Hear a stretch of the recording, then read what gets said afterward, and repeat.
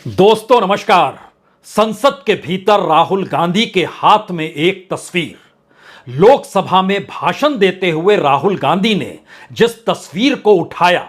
उस तस्वीर में प्रधानमंत्री नरेंद्र मोदी एक चार्टर्ड विमान में बैठे हुए हैं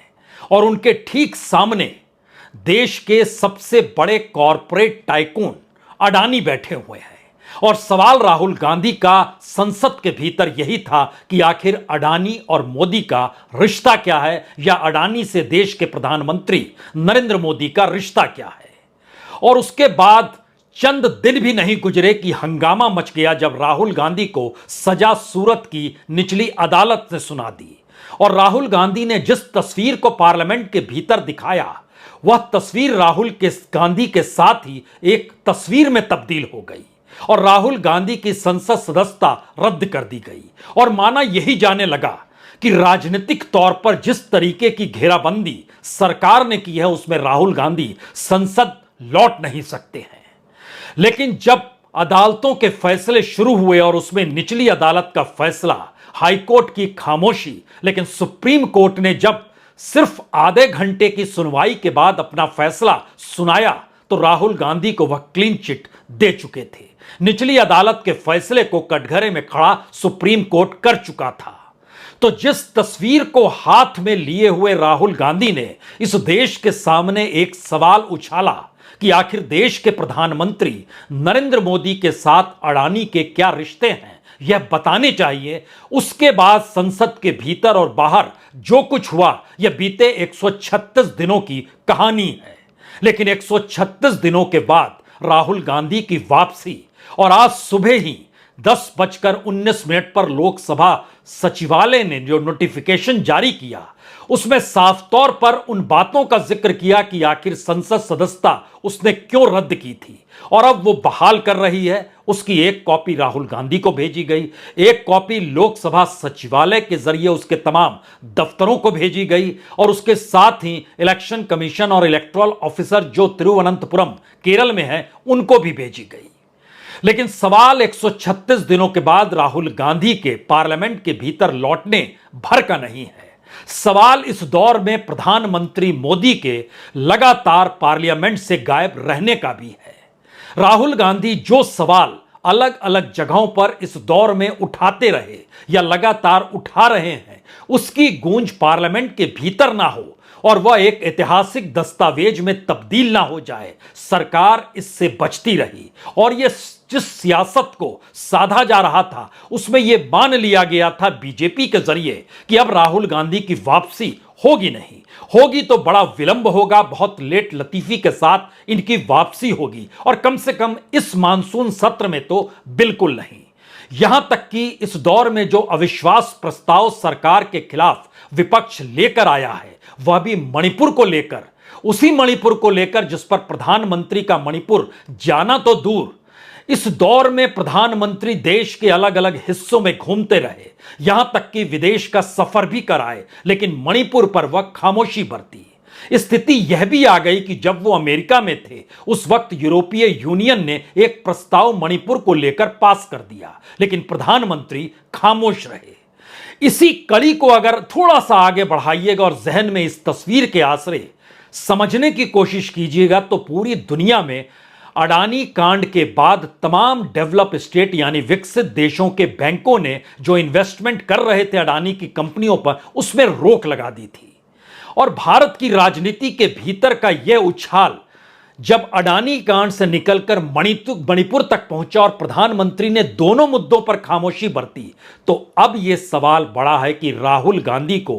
जब संसद सदस्यता रद्द कर दी गई और खत्म की गई कि वो संसद नहीं आ सकते हैं, उस वक्त जिन मुद्दों को राहुल गांधी जिस तेवर के साथ उठा रहे थे, और उससे पहले वो इस देश की यात्रा पैदल इस देश को नाप कर पहुंचे थे भारत जोड़ो यात्रा के बाद, इस देश के कालखंड के भीतर किसी भी राजनीतिक नेता का इस तरीके से लोगों के भीतर सरोकार बनाना कोई नई बात नहीं है। लेकिन अगर भारत की राजनीति में कांग्रेस और गांधी परिवार को समझे, तो जिस विरासत को राहुल गांधी अपने कांधे पर लिए हुए हैं, उसका बिल्कुल नया चेहरा इस दौर में कांग्रेस के भीतर से उभर कर आया, क्योंकि कांग्रेस बीजेपी के सामने या नरेंद्र मोदी के सामने इस दौर में ढहढहा चुकी थी। लेकिन राहुल गांधी ने अपने संघर्ष के जरिए न सिर्फ विपक्ष को जीवित किया बल्कि कांग्रेस के और कार्यकर्ताओं के भीतर एक नया जोश बढ़ा। लेकिन उसके भी आगे का सवाल है कि जिस राजनीतिक दायरे में समूचे देश की राजनीति आकर लगातार फंसती चली जा रही है और माना यही जाया जाता है कि दरअसल जिसकी भी चुनाव में जीत होगी उसी की राजनीति सही है, तो ऐसे में राहुल गांधी के जो सवाल संसद के भीतर उठ रहे थे और अब जब दोबारा राहुल गांधी पार्लियामेंट के भीतर होंगे तो जाहिर है इस दौर में वह एक ऐसे जीते हुए शख्स के तौर पर होंगे जिसके पीछे सूरत की निचली अदालत नहीं बल्कि सुप्रीम कोर्ट की संवैधानिक व्याख्या खड़ी हुई है। और यही वो सवाल है जहां से भारत की राजनीति के भीतर पहली बार जब यह सवाल खड़ा हो रहा है कि इस देश में मौजूदा राजनीतिक सत्ता ने लोकतंत्र को तार तार किया है या संविधान को हाशिए पर ढकेल दिया है, तब उसके बाद राजनीतिक निशाना जो विपक्ष पर साधा जा रहा है वो सारे सवाल एक झटके में एक ऐसे शख्स के साथ आकर खड़े हो रहे हैं और वह भी पार्लियामेंट के भीतर, वह भी अविश्वास प्रस्ताव के दौर में और वह भी उस बहस के हिस्से में जिसका जवाब प्रधानमंत्री मोदी को देना है। अब जरा इसकी असल महत्वपूर्ण परिस्थिति को समझने की कोशिश कीजिए। भारत की मौजूदा राजनीति में प्रधानमंत्री मोदी से बड़ा नेता इस दौर में कोई नहीं है। यहां तक कि बीजेपी के अपने नेता जो इससे पहले बीजेपी के अध्यक्ष भी रह चुके हैं, दो नाम भी ले सकते हैं यहां पर, राजनाथ सिंह और नितिन गडकरी, दोनों ने बड़ी शालीनता से अपनी राजनीति को इस दौर में चलाया है, संयम बरता है, इनकार नहीं किया जा सकता। लेकिन मोदी मंत्रिमंडल में उनकी हैसियत सियासी तौर पर कुछ भी नहीं है, यह भी एक सच है। तो जब अपनी ही पॉलिटिकल पार्टी और अपनी ही मिनिस्ट्री के भीतर अपने ही कद्दावर नेता जिनकी राजनीतिक पहचान कोई आज से नहीं है बल्कि जिस वक्त प्रधानमंत्री नरेंद्र मोदी गुजरात के मुख्यमंत्री बने थे उससे पहले से इनकी राजनीतिक पहचान और लोकप्रियता जनता के बीच रही है, जब उनको धराशायी इस दौर में किया गया तो अगला सवाल था कि विपक्ष की क्या हैसियत। इसीलिए विपक्ष के राजनीतिक दलों की जब आप कतार को पढ़ना शुरू करेंगे तो हो सकता है आपके जहन में हर नाम के साथ यह सवाल खड़ा हो कि इनमें से कोई नाम भी प्रधानमंत्री मोदी के सामने खड़ा हो नहीं पाएगा। नाम किसी का भी ले सकते हैं, उद्धव ठाकरे, शरद पवार, तेजस्वी यादव, नीतीश कुमार, हेमंत सोरेन, अखिलेश यादव, स्टालिन, कोई नाम लेते चला जाइए, फारूक अब्दुल्ला, यानी जो इंडिया के हिस्से बनाए गए उसमें से कोई नाम सामने नहीं टिकेगा। लेकिन जैसे ही इस दौर में राहुल गांधी सामने आकर खड़े होते हैं वह पूरी की पूरी विचारधारा, वह पूरी की पूरी जो राजनीति साधी गई इस दौर में प्रधानमंत्री मोदी के जरिए वह धराशायी होती है, क्योंकि कम से कम 10 ऐसे मुद्दे हैं जिसके कटघरे में कोई दूसरा नहीं मौजूदा वक्त के प्रधानमंत्री नरेंद्र मोदी खड़े हैं। और उन 10 मुद्दों को लेकर राहुल गांधी अब पार्लियामेंट के भीतर जब सवाल खड़ा करेंगे तो प्रधानमंत्री मोदी को जवाब देना पड़ेगा।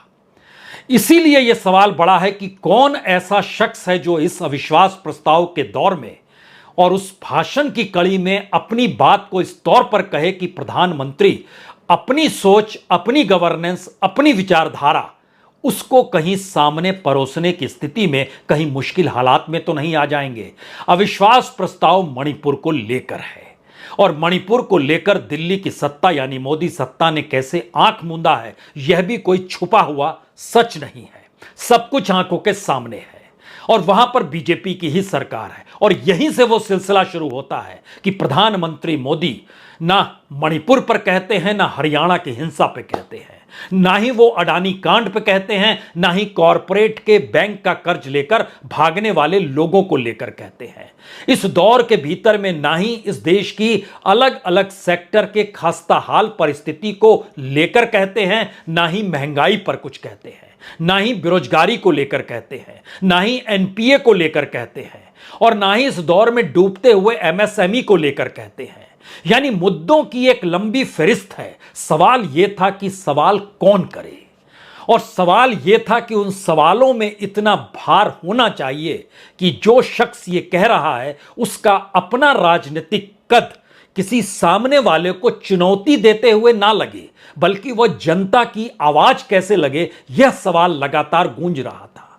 और राहुल गांधी ने बीते भारत जोड़ो यात्रा के बाद की परिस्थिति को अगर परखिएगा तो उससे पहले की राजनीति और मौजूदा वक्त में अभी की राजनीति कई फरलांग आगे की छलांग लगा दी है।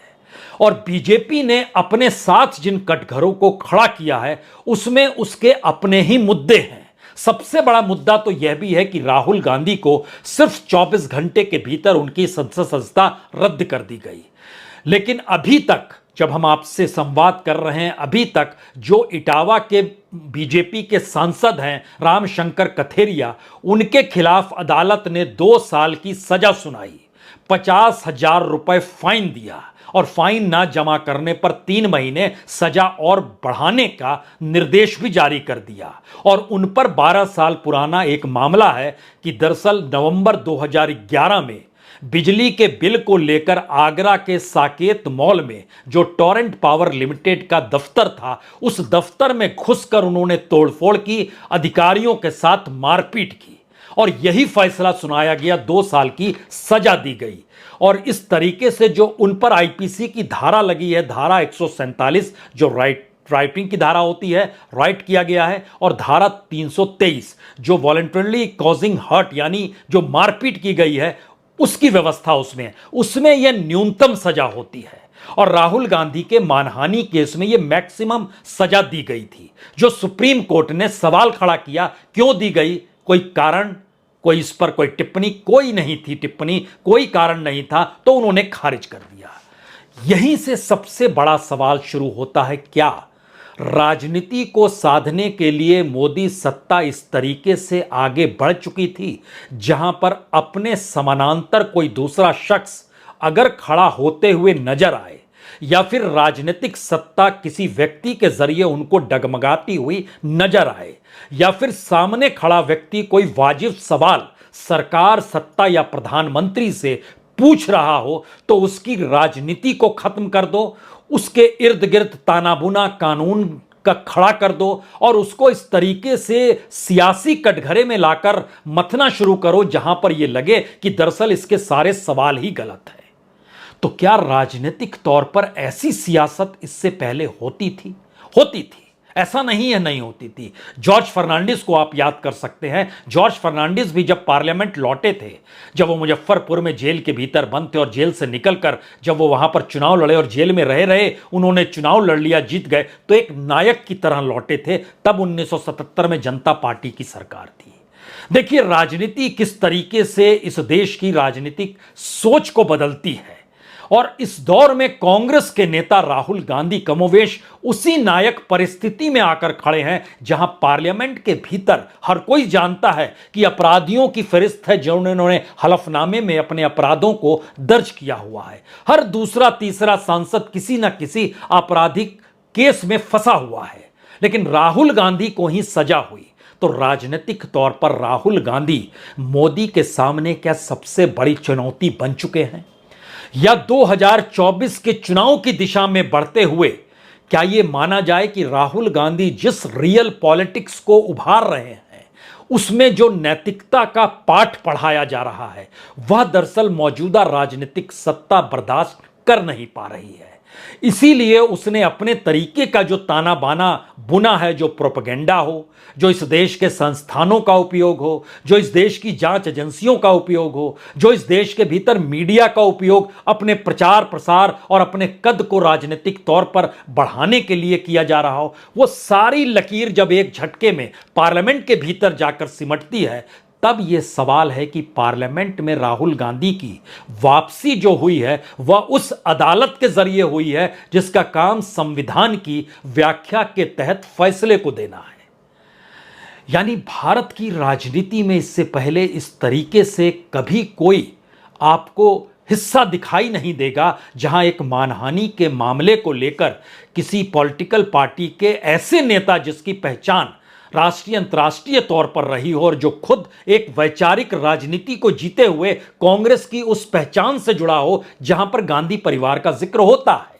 इससे इनकार नहीं किया जा सकता है। तो क्या मौजूदा बीजेपी की राजनीतिक सत्ता के सामने सबसे बड़े मुश्किल आकर खड़ी हो गई है? क्योंकि सवाल यहां पर सिर्फ राहुल गांधी की वापसी का नहीं है, सवाल है कि राहुल गांधी की वापसी हुई कैसे और राहुल गांधी को फंसाया कैसे गया और राहुल गांधी को सजा कैसे सुनाई गई, यानी न्यायिक प्रक्रिया का भी राजनीतिक तौर पर इस्तेमाल हो सकता है। यही सवाल तो सुप्रीम कोर्ट में राहुल गांधी ने अपने हलफनामे में दिया था और यही सवाल सुप्रीम कोर्ट के जरिए उसके फैसले में निकल कर आ गया कि किस तरीके से राजनीतिक तौर पर इस फैसले को बताया सुनाया गया।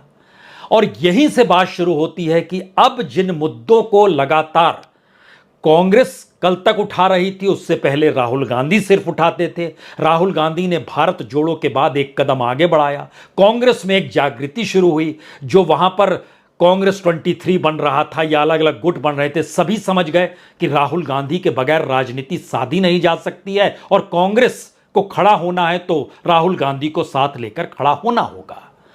अब यहां पर तीसरा सवाल था कि विपक्ष क्या करेगा, तो विपक्ष को भी समझ में आया कि इस राजनीति में अगर वो विपक्ष की हैसियत को बचाते हुए राजनीतिक सत्ता का रास्ता भी खोज रहा है तो उसको भी एक नायक की जरूरत है। और वो नायक इसलिए नायक नहीं है कि उसको प्रधानमंत्री पद के तौर पर ऐलान कर दिया गया, वह खुद अपने आप को प्रधानमंत्री पद के लिए बता ही नहीं रहा है और वो कह रहा है कि यह लड़ाई इंडिया और मोदी सत्ता के बीच की है, यानी ये लड़ाई जनता की है और जनता के भीतर से उठते हुए सवाल जिसका जवाब मौजूदा मोदी सत्ता नहीं देती है, उन्हीं सवालों को वह उठा रहे हैं। तो क्या यह मोदी सत्ता के सामने बिल्कुल नई राजनीतिक चुनौती है? एक ऐसी परिस्थिति है जिसमें अब उसे जवाब उसी जनता के सवालों को देना है जहां पर वो लगातार अपनी कल्याणकारी योजनाओं को या डायरेक्ट बेनिफिट ट्रांसफर या बैंक ट्रांसफर के जरिए कहते थे कि देखिए हमने इतना काम किया है, और उन्हीं के सवाल अब रिबाउंस करके आ रहे हैं और उसका मंच संसद के भीतर तैयार है, उसके शब्द बोलने वाले राहुल गांधी की मौजूदगी है। यह सबसे बड़ी मुश्किल है। यह मुश्किल अब इसलिए भी हो चली है क्योंकि गाहे बगाहे या चाहे अनचाहे बीजेपी के भीतर किसी दूसरे नेता को पनपने इस दौर में मोदी सत्ता ने नहीं दिया। मोदी और शाह की जोड़ी ने बीजेपी के भीतर के उस पूरे पॉलिटिकल कैडर को खत्म कर दिया जो राजनीतिक तौर पर कभी कुछ बोलता तो उसका एक महत्व था, लेकिन उसको खामोश करा दिया गया। यानी सेकंड लाइन गायब है। जो फर्स्ट लाइन है वही सेकंड लाइन है, वही थर्ड लाइन है, वही फोर्थ लाइन है, 10th लाइन तक वही है। और दूसरी तरफ विपक्ष को लेकर जिस करप्शन के दायरे में मोदी सरकार ने उन्हें खड़ा करना शुरू किया, उसमें यकीनी तौर पर जनता के भीतर यह सवाल था, अगर विपक्ष करप्ट है तो फिर यह सब करप्ट एक साथ हो रहे हैं। जिस बात का जिक्र प्रधानमंत्री मोदी कर रहे हैं तो मान लेना चाहिए, लेकिन एक के बाद एक जनता ने जब यह देखना शुरू किया कि जो करप्ट हैं उस करप्ट लोगों से भी अगर मोदी सत्ता कहीं पर सरकार बचाना चाहती है या बनवाना चाहती है और अपने साथ ले लेती है और इस देश की प्रीमियर जांच एजेंसी ईडी उन पर कार्रवाई नहीं करती है, तब यह सवाल बड़ा हो गया कि दरअसल मोदी सत्ता के पास ऐसा कोई भी